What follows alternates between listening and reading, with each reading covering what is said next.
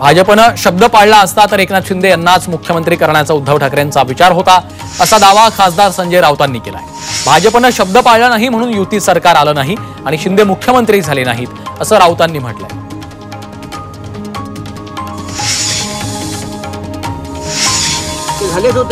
अजित पवार आणि शरद पवार यांना एकनाथ शिंदे मुख्यमंत्री म्हणून नको होते असं संजय राऊतांनी म्हटलंय। तर राऊतांच्या वक्तव्यावर शंभूराज देसाईंनी प्रत्युत्तर दिलं। पवारांनी विरोध केला होता तर 5 वर्षांपूर्वीच का बोलला नाहीत असा सवाल देसाईंनी उपस्थित केला।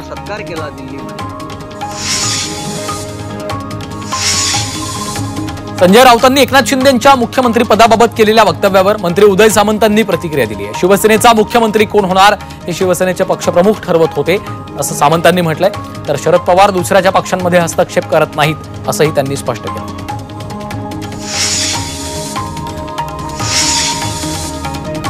राहुल गांधींनी शिवजयंतीच्या शुभेच्छा देताना श्रद्धांजली शब्दाचा वापर केला, त्यावरून भाजप आक्रमक झाली आहे। राहुल गांधी यांनी माफी मागावी आणि पोस्ट डिलीट करावी, अन्यथा कायदेशीर कारवाईचा इशारा देखील भाजपचे आमदार अतुल भातखळकर यांनी दिला आहे।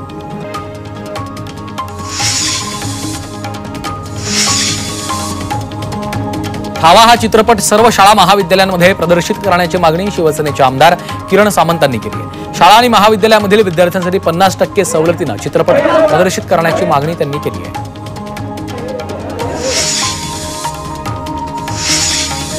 विधानसभा निवडणुकीच्या वेळी राष्ट्रवादी काँग्रेस शरद पवार पक्षात गेलेल्या नवी मुंबईतील नगरसेवकांनी घर वापसी केली आहे। तुतारी हातात घेणारे सर्व 30 नगरसेवक पुन्हा भाजपात गेलेत। भाजप प्रदेशाध्यक्ष चंद्रशेखर बावनकुळे, वनमंत्री गणेश नाईक यांच्या उपस्थितीमध्ये हा पक्ष प्रवेश पार पडला आहे।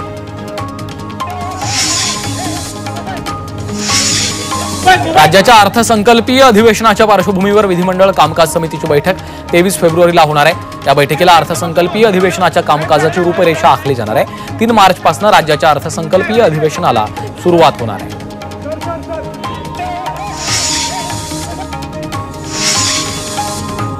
काँग्रेसचे ज्येष्ठ नेते आणि सामाजिक कार्यकर्ते अनंतराव घारड यांचं निधन झालं। वयाच्या 77व्या वर्षी त्यांनी अखेरचा श्वास घेतला। उद्या अंबाझरी घाटावर त्यांच्या पार्थिवावर अंत्यविधी केले जाणार आहे।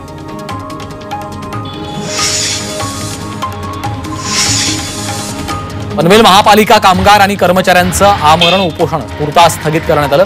पालिका आयुक्तांच्या बैठकीमध्ये मागण्यांचं लेखी आश्वासन मिळाल्यानं उपोषण स्थगित करण्यात आलं।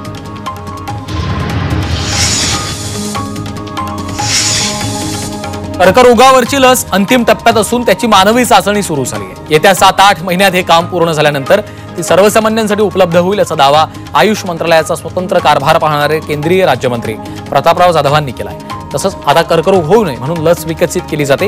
ही लस लवकर उपलब्ध होऊ शकेल अशी माहिती प्रतापराव जाधवांनी दिली आहे।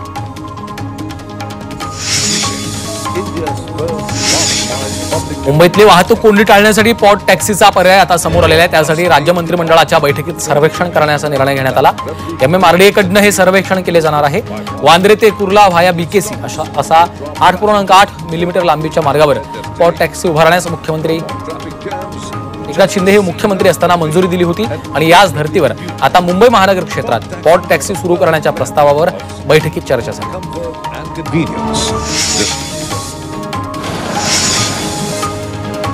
बेरोजगार तरुणांसाठी आनंदाची बातमी आहे। जर तुम्ही 10वी पास असाल आणि सरकारी नोकरीच्या शोधात असाल तर भारतीय पोस्ट विभागामध्ये तुमच्यासाठी सुवर्ण संधी आहे। कारण पोस्टामध्ये तब्बल 21,000 पदांची मेगा भरती आहे। पात्र उमेदवार अधिकृत वेबसाईटद्वारे अर्ज भरू शकतात।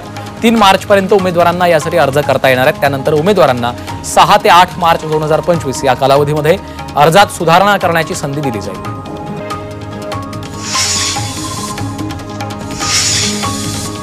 मध्य रेल्वेच्या घाटकोपर ते मुलुंड या रेल्वे स्थानकावर नूतनीकरणाचं काम सुरू आहे। मात्र हे काम धीम्या गतीनं सुरू असल्याचा आरोप खासदार संजय दिना पाटलांनी केलाय। प्लॅटफॉर्मची रुंदी कमी झाल्यामुळे अपघात घडण्याची शक्यता असून लवकरात लवकर काम पूर्ण करण्याची मागणी संजय दिना पाटलांनी केली आहे।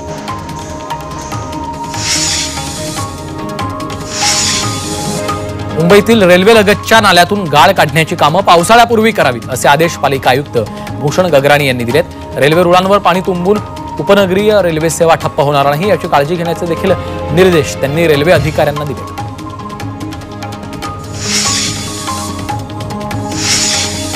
राज्य सरकारकडनं संजय गांधी निराधार अनुदान योजना आणि श्रावणबाळ सेवा राज्य निवृत्ती वेतन योजना राबवली जाते। मात्र तब्बल 10 लाख लाभार्थ्यांचं बँक खातं आधार कार्डशी लिंक नसल्याने अनुदान बंद आहे।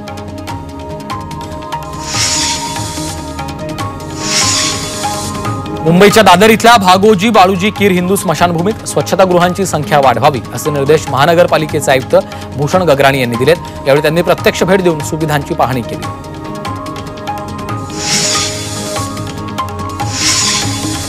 कमाल खानला फाशी दिली पाहिजे असं विधान मनसे प्रवक्ते अविनाश अभ्यंकर यांनी केलं। हे विकृत मनोवृत्तीचं दर्शन आहे आणि अशा प्रवृत्तीला वेळीच आवर घातला पाहिजे असं अविनाश अभ्यंकरांनी म्हटलं।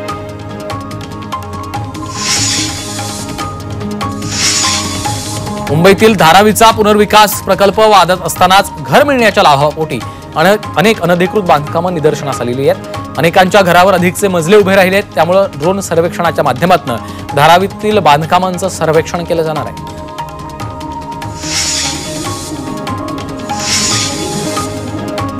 पश्चिम रेल्वे स्थानक परिसरात कुठेही थुंकल्यास त्या बेशिस्त प्रवाशांवर रेल्वे प्रशासन कठोर कारवाई करणार आहे। थुंकणाऱ्यांकडून 500 रुपयांचा दंड वसूल केला जाईल।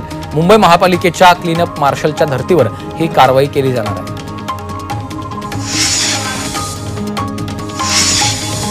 इंडियाज गॉट लेटंट या कार्यक्रमावरून सुरू झालेल्या वादात महाराष्ट्र सायबर विभागानं आतापर्यंत 50हून अधिक जणांना समन्स बजावलंय। यात बहुतांश सेलिब्रिटी असल्याची माहिती आहे, तर आतापर्यंत 5 जणांचे जबाब नोंदवण्यात आले।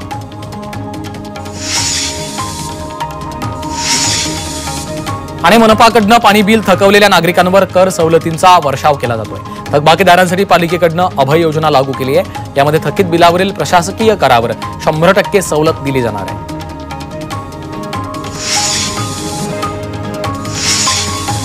महारेरा घोटाळ्यामध्ये डोंबिवलीतील 65 इमारतींवर कारवाई होणार असल्याचे स्पष्ट झाल्यानंतर संपूर्ण शहरात एकच खळबळ उडाली आहे। त्यामध्ये ठाकरे गटाचे जिल्हाप्रमुख दीपेश म्हात्रेंनी घोटाळा झालेला आहे, त्यात घोटाळे करणारे मोकाट असून रहिवासी भरडले जातात असा आरोप करत केडीएमसी आयुक्तांकडे कारवाईची मागणी केली।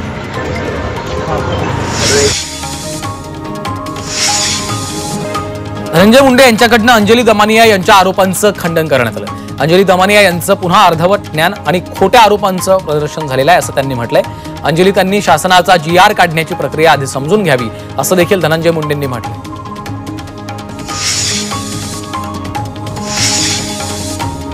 कुंभमेळ्यासाठी तंबू आणि विमान तिकीट नोंदणीच्या नावाखाली मुंबईतील व्यावसायिक महिलेची 4 लाखांची सायबर फसवणूक करण्यात आली। ऑनलाईन खरेदी करत असताना संबंधित महिलेची फसवणूक झाली आहे। या प्रकरणी पोलीस आरोपींचा शोध घेत आहेत।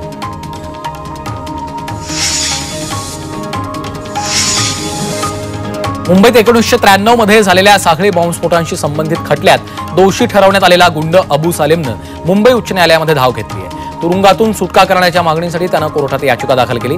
10 मार्चला यावर सुनावणी होणार आहे।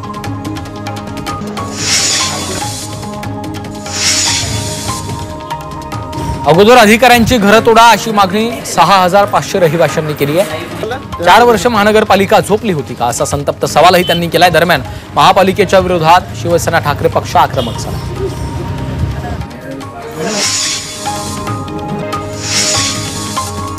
अरुणा मुंडेंनी राष्ट्रवादी शरद पवार पक्षाच्या खासदार सुप्रिया सुळे यांची भेट घेतलेली आहे। मुंबईतील यशवंतराव चव्हाण सेंटरमध्ये ही भेट झाली। दोघांच्या भेटी दरम्यानची चर्चा गुलदस्त्यात आहे।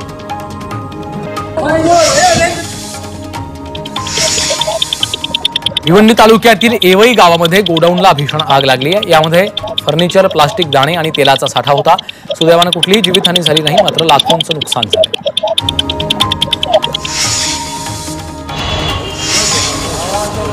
उमरा बायपास इथल्या डोंगराळ भागातील झाडाझुडपांना आग लागल्याची घटना घडली आहे। आगीचं कारण अद्याप अस्पष्ट आहे।